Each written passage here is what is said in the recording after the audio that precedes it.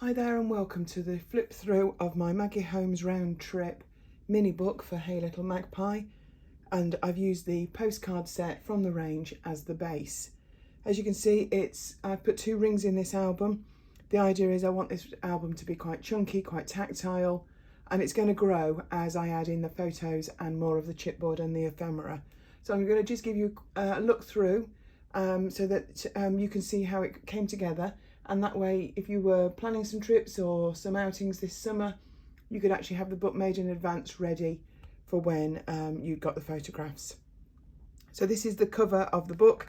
It's actually the cover of the postcard book as well. This is from the chipboard sheet, and it's a 12 by 12 paper that I've used. So this is a 3x4 card that I've already cut down.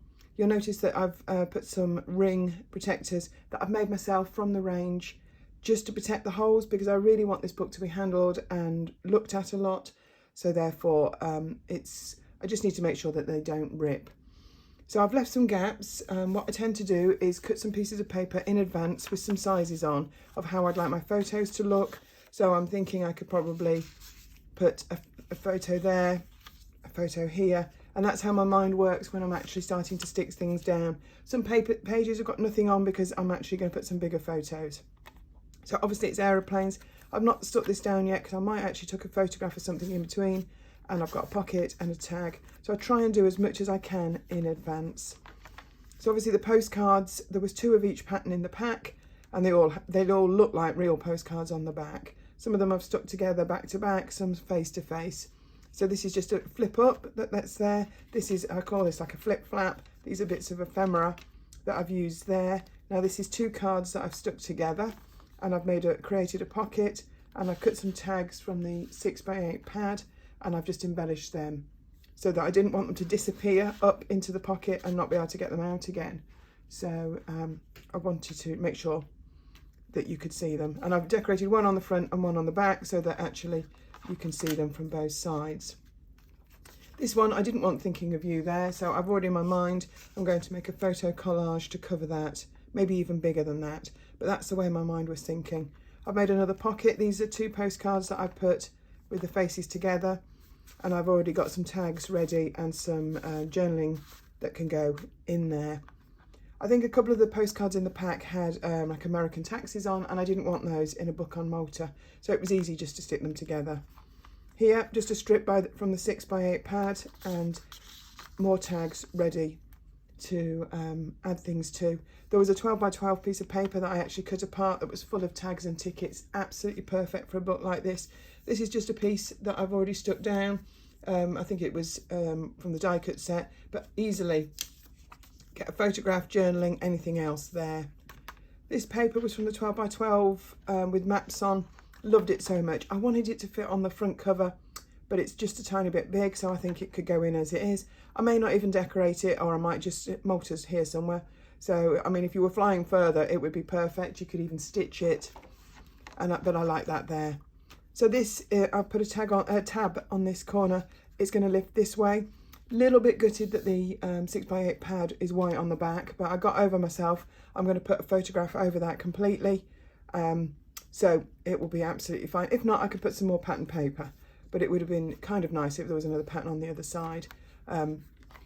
But the idea is to keep the book interactive. Another thing that I've already stuck down, definitely can fit another photograph on there, or I don't know what yet. We'll wait and see when I go through all the bits and pieces I have from this trip.